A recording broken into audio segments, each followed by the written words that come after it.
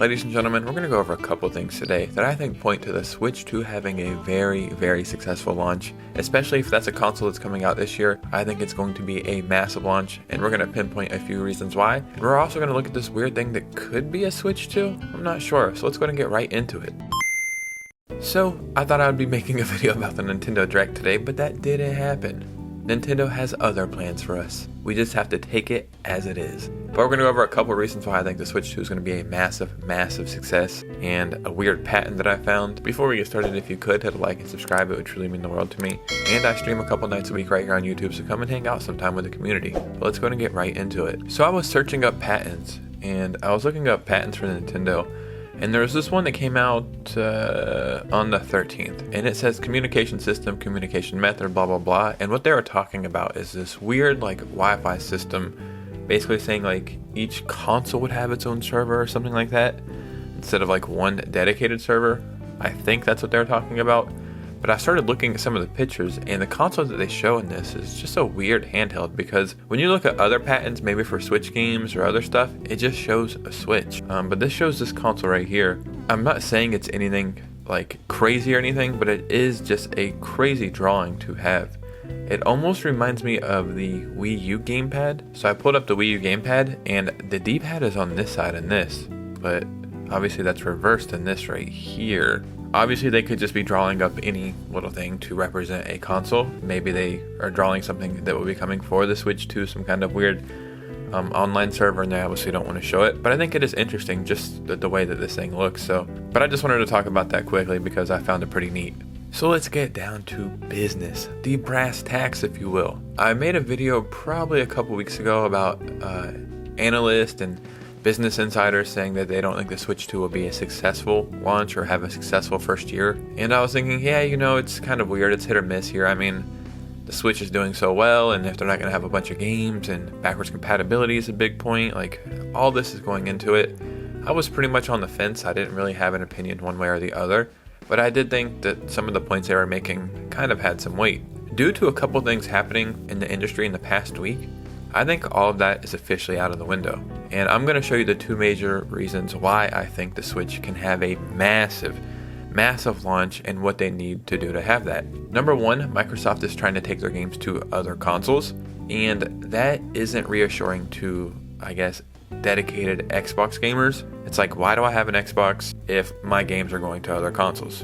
Why don't I just have a PS5 or have a Switch or whatever else? And it just kind of shakes up everything with Xbox. I'm not saying this is going to make Xbox a failure or anything, but it's leaving people unsure at the moment. So maybe people who are thinking about getting an Xbox is no longer going to get one, and they might be looking to get a Nintendo console or a PS5 or whatever have you. But I think this is a detriment towards Xbox's kind of identity and their foothold in the gaming industry currently. So if Xbox is not doing well currently, well, this would just help the Switch 2, right? The Switch 2 launches, and maybe somebody was on the fence, or they're getting their first console and they're thinking about getting an Xbox, and they see all this in the news. Then the Switch 2 comes out, and then Nintendo is just dominating like they have been. They're gonna like, well, I'll just get a Switch 2, right? But that was just number one. Number two, PlayStation put out a statement saying they won't release any major first-party games before March 2025. So no more huge first-party PlayStation games are coming for the next year. That is an absurd statement to make. Also, I'm not sure if it's in this article. I'm not even going to go over this article. But I've seen something that Sony was also saying that the PS5 is in the latter half of its life, which is crazy. I feel like this console just came out yesterday, but it's apparently at the midway mark and going, I don't want to say on the way out, but it's going in that direction. So if PlayStation isn't releasing any major games this year, and you were thinking about getting a PS5 or you were on the fence, same thing with Xbox, why would you get one if there was no big games coming for an entire year? Like, maybe you have a PS5 and you've played Last of Us, God of War, Ghost of Tsushima, Tekken or something. Like, I don't know like what else there is, so you're looking for something else. This is another thing that would help the Switch 2. If Xbox doesn't know what the hell they're doing, and Sony's not doing anything for an entire year, then what's the point of getting any of those consoles, at least right now, if you're trying to get into the market? The Switch is on the way out as well, so you would probably wait for the next Nintendo console. Xbox and PlayStation are playing their part in this. So now we have to ask, what does Nintendo have to do to, I guess, wrap this all up? One, we need to understand the identity of this console once it's announced. What the hell is it? What is its quote-unquote gimmick? Like, what's the identity? And what's the vision, if you will? The Switch's vision was very legible right from the start. It was a hybrid console. Play it on the go or play it at home.